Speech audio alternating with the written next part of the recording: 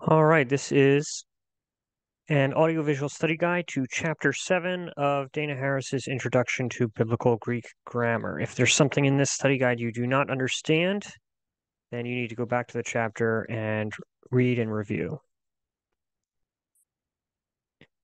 So the morphological components of the imperfect indicative and the aspect of the imperfect tense form. So this slide will be the morphological components.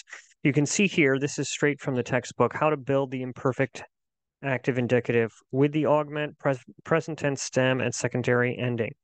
So for eluan is the final inflected form. The augment is the epsilon at the beginning. The present stem is lu. Connecting vowel is omicron. And the secondary personal ending is the nu. So this is for luo, and the inflected meanings we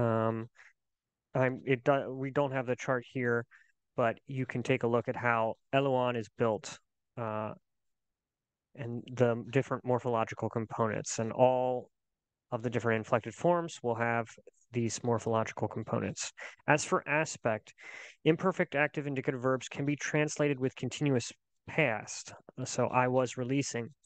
Although the imperfect tense form often occurs in narrative, past time is not a semantic or uncancelable feature. So it's not always about time. The imperfect is well suited to describing continuous or habitual actions, but it can function in other ways. It can indicate action that was attempted, and it can indicate action that was begun or ingressive. It can also indicate background or non-essential information in a narrative, sometimes described as remoteness. That's something that's going to come up in later chapters. The augment. This is a morpheme, right, or part of the form that consists of an epsilon that is prefixed to the front of a verb stem. The augment is found only in indicative verbs. So again, eluan, that epsilon at the beginning, that is the augment. Vowel lengthening that occurs with an augment and a verb stem that begins with a vowel. So when the epsilon prefix combines with an epsilon, the resulting lengthened form is an eta. And you can see here from the chart how the vowels can combine and to create verb lengthening. So epsilon plus alpha is an eta, and you end up with from the lexical form ago, you end up with the augmented form agon. And you can see this chart all the way through here. You don't have to memorize this, but you do need to understand vowel lengthening in general. Secondary active and middle personal endings. Secondary personal endings are used with augmented tense forms.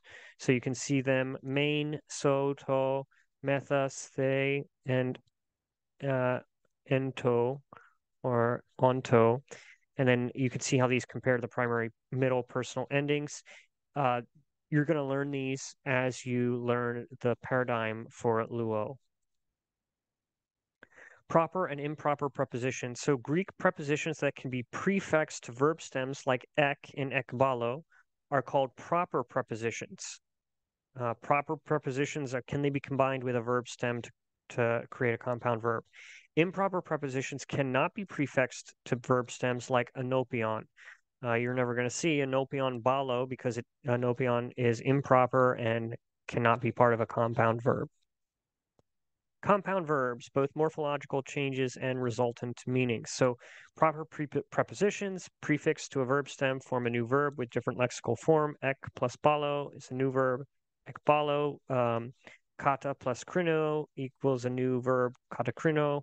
So morphological changes occur when a preposition is followed by a word that begins with a vowel. The same occurs with compound verbs, especially with augmented tense forms. We looked at that earlier. You've got that verb lengthening that occurs with the prefix. Exabalita, you get ek there at the beginning, and the ek in between the two epsilons changes to a zeta. So when a preposition is compounded to a verb stem, the resulting meaning can be sum of the parts, meaning of the preposition and the verb are not changed when they are compounded. So that's like ekbalo, from, throw out. It's the sum of the parts. The meaning is kind of compounded.